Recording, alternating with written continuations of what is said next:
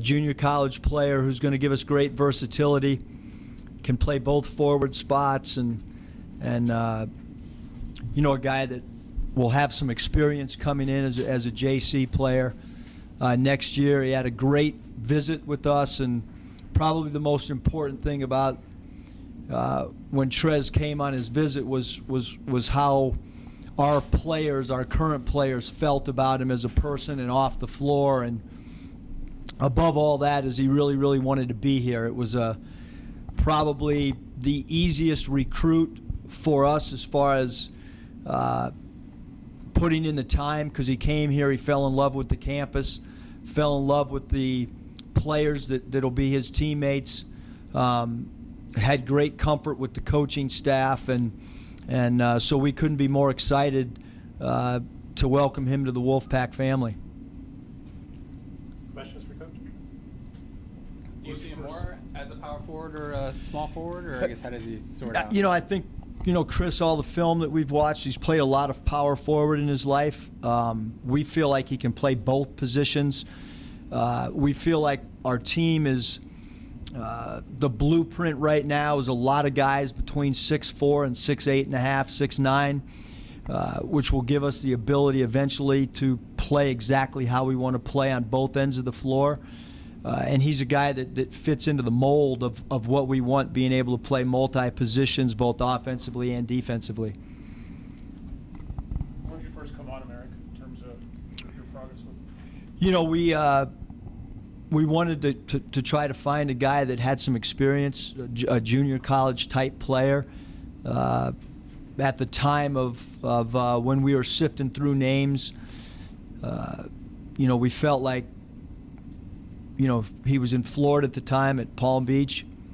Our staff felt really good about the coaching staff at Palm Beach College, and they were really helpful in helping coordinate his official visit. And then the more film we watched, the more we felt like he'd be a really, really good fit here. And then he was just so receptive in responding to text messages and responding to phone calls that, like I said, it became a non-maintenance recruiting as far as we were concerned, just because there was such great communication back and forth. He was not a guy that wouldn't pick up his phone or would wait 3 to 4 days to respond. He responded immediately, and I think he did his research about our program and felt like it was a really good place. And to my knowledge, he didn't even go on any other visits. So according to my math, that leaves you with 2 scholarships available for the late period. I guess, is there anything in particular you're looking for, or is it just best player? Yeah, no, I think just the best player, and it's.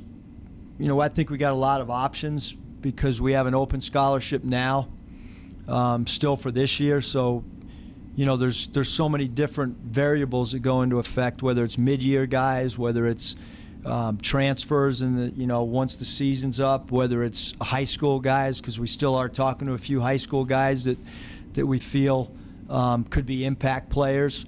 There's junior college guys we're talking to, and for the first time since I've been here, we've really been diving into the European market, and I would say in the last month and a half been overly aggressive in recruiting outside of the U.S. You guys have signed some really impact freshmen, but I think only 4 freshmen in total. I mean, most of your guys have been transfers. What do you like about getting those kinds of guys, and they come with a different maybe readiness to play right away? Yeah, I mean, I think that you really have to have a blend of freshmen, transfers. They all offer different variables to your program, and obviously to get Cam Oliver and Lindsey Drew as freshmen, and then to bounce back the next year and get 2 more 4-stars in DeVereaux Ramsey and Josh Hall. We feel like in 2 years to have 4 players that can potentially have the impact that those 4 can have, and obviously Lindsey and Cam have already had a big impact. We feel like we've done a great job with incoming freshmen in just a, 18, 19 month, whatever time frame it's been. And the landscape of college basketball with transfers, we're not the only ones with transfers. You look all around our conference, and you obviously have to look at the blueprint that San Diego State, because of the success that they've had, and they got a lot of transfers that are going to be pretty impactful for them this year, and Fresno's done a great job with that. So we're not the only ones, not only in our own conference, but when you look nationally at what teams have done. What intrigues you about the international market, and is it easier or difficult to kind of create those relationships and, find guys that fit right for the program? Yeah, I mean, I think that from an international standpoint, it's, at least with the places that I've been, there's been great success, and then there's been some guys that really haven't worked out. So I think the big thing is your evaluation, who your contacts are, and we've kind of stayed away from recruiting outside of the United States for the simple fact that we felt like in years 1 and 2 we couldn't really make a mistake. And now we feel like we've got some some momentum going, and we have a lot deeper team. Even next year we'll probably be deeper than we are this year, and so it's now it affords us the luxury to kind of think outside the box and look outside the box a little bit more than maybe the conservative approach that we've had in year 1 and 2 recruiting. Is that more of like a risk-reward kind of situation as far as international stuff goes? Yeah, again, at Arizona State, we had some guys that internationally didn't really work out. We had a couple role guys that did work out. Obviously at LSU, a guy like Ben Simmons probably worked out pretty well. But there's an unknown more, unless you're recruiting high-level guys and they're playing in FIBA and stuff, and then it's a different type of evaluation. Certainly, Coach St. Mary's had a lot of success with Australia. I mean, half his roster, I think, is made of Australian players. Yeah, they've had some great success recruiting, and Coach Bennett's done an unbelievable job building the program up. And the relationship with Randy is probably a little bit more unique than anybody will play. He was a graduate assistant when I was at the University of San Diego as a player. For 1 full year, we sat next to each other for an entire season, both of us on the referees, and Coach Egan would look down and wonder which one of us was yelling, whether it was Randy or I. But a great competitor. We played pickup ball together way back many, many years ago, and when I wasn't coaching, after my Kings experience, Randy was really gracious to me and my 2 sons. We would go up to St. Mary's. It's the closest college to where my home is in Danville, and we would hang out.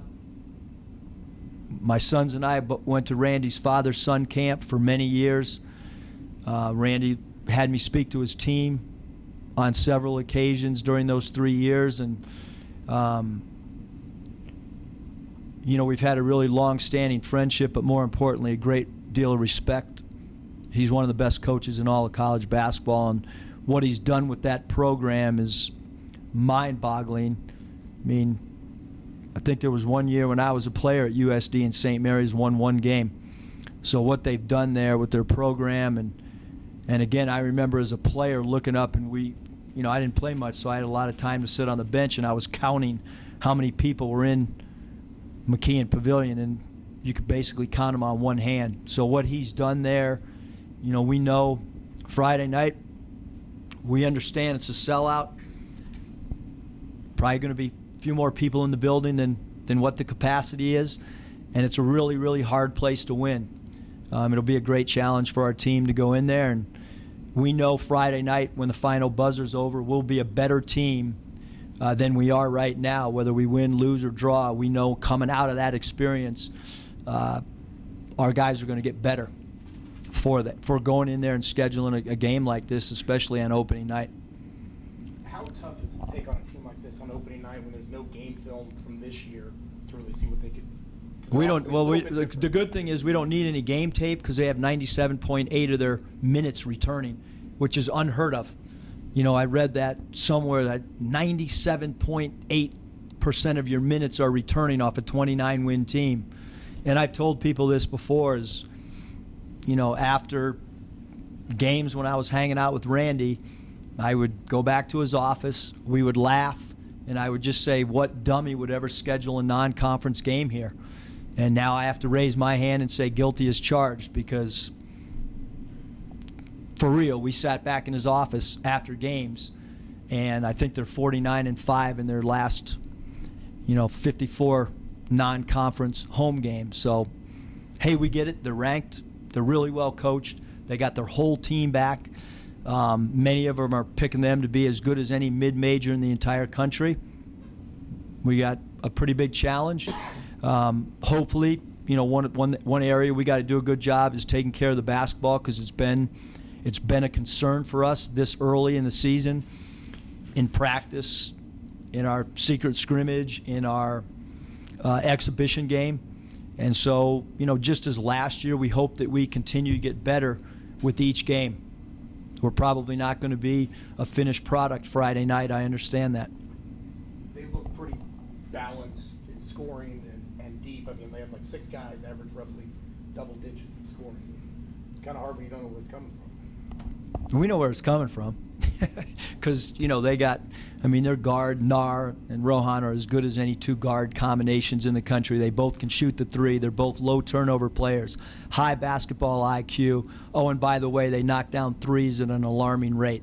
So we understand, those 2 guys make them go, and then up front, they have a power forward in Fitzner, who can really, really stroke the ball. So he stretches out your defense, and they go 8 or 9 deep.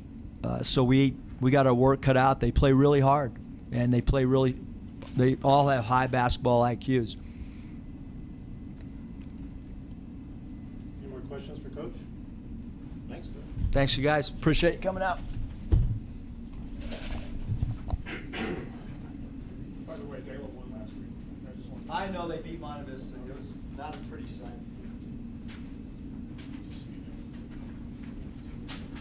Congratulations.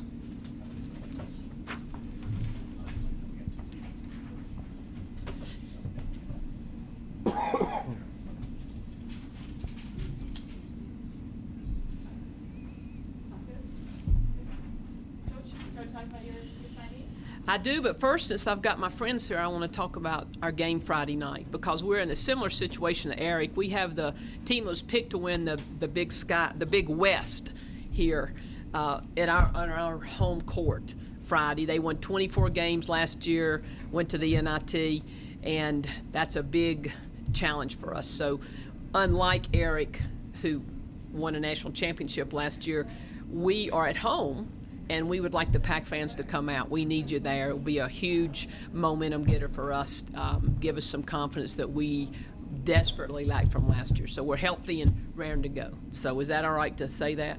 Okay. I always learned that might as well, right?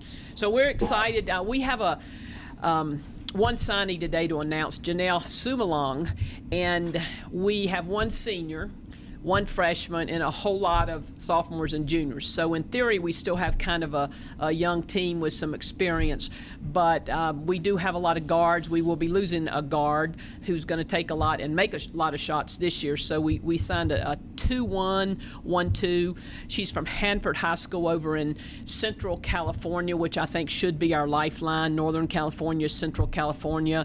She's a 4.0 student recruited by the Ivy League.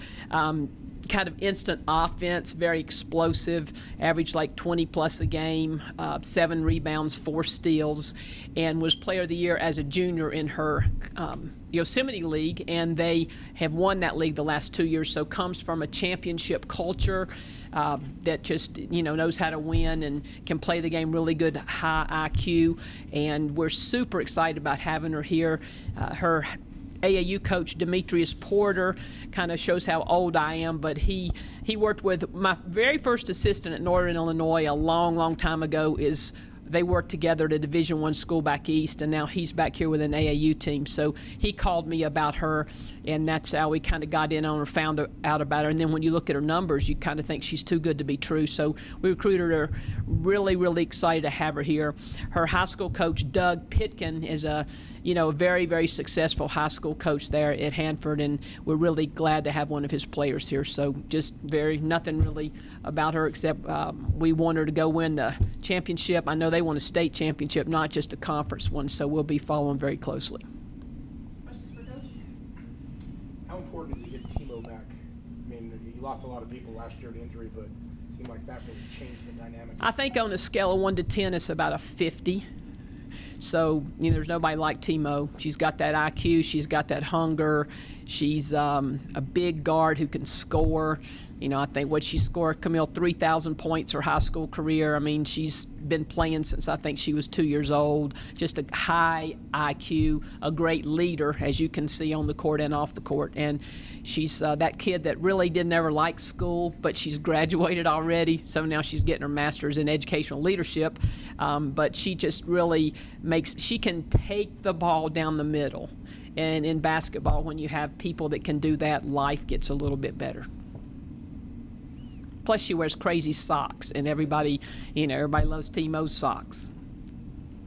Long Beach has a former Reno High player, Gigi Haschef. Yeah. I guess, what do you remember about her? And what does she Really bring to nice. the We table? recruited her. She's a very nice shooter, really good, really nice kid. She's she actually signed somewhere else and went there, but she's a really good 3-point shooter. Plays some 1-2, 2-1, good scorer. She didn't start for him last year. She made tomorrow night or Friday night. I don't know, but really good family, good program here, and everything's positive about her. We'll definitely know where she is because you don't want that night of the hometown kid comes back and lights it up. So she's very capable of doing that. You kind of mentioned the confidence level of your team in your opening statement. I guess, how is it different this year as opposed to last year, at least maybe 2 weeks into last year? Well, at least? it's really only, I guess we won the off season. That's what I feel like. Like, I don't know who we played in the off season. Maybe we played ourselves, but we won it. They put in hours and hours. My staff put in hours and hours. They've changed the rules now, and you can actually take your players to the gym and help them get better. They conditioned. They did everything we asked them to with their ACLs. I think our recruiting was really good. We were able to bring some players here that can play right away and help us. We're looking forward to having Des back in January. She was Player of the Year in Arizona. So I think we've got the pieces here, and they're healthy. Really, really excited about our strength and conditioning, the changes that have been made with that. We think we've got a couple of really good coaches doing that, and really in the off season did everything we could to get healthy, to be in better shape, and I think the players know that. They know they've gotten better. I mean, we see ourselves practice every day, so we know that we're better. Now, how much better, we don't know. We've got to play together. We're still young in what we're trying to do as far as playing together, but the way I look at that is that time is our really good friend. It's like Eric said, it's the first game of the season. This isn't we have to have this win, but boy, do we want it. We want to play well. We want to, it's just, it's been a long time since we've been able to do what we wanted to do. So hopefully we can surprise them. I don't think they'll have a lot of respect for us. Why would they? Why should they? We didn't earn it. So we'll just see what happens. Any other questions? Thank you. Thank y'all.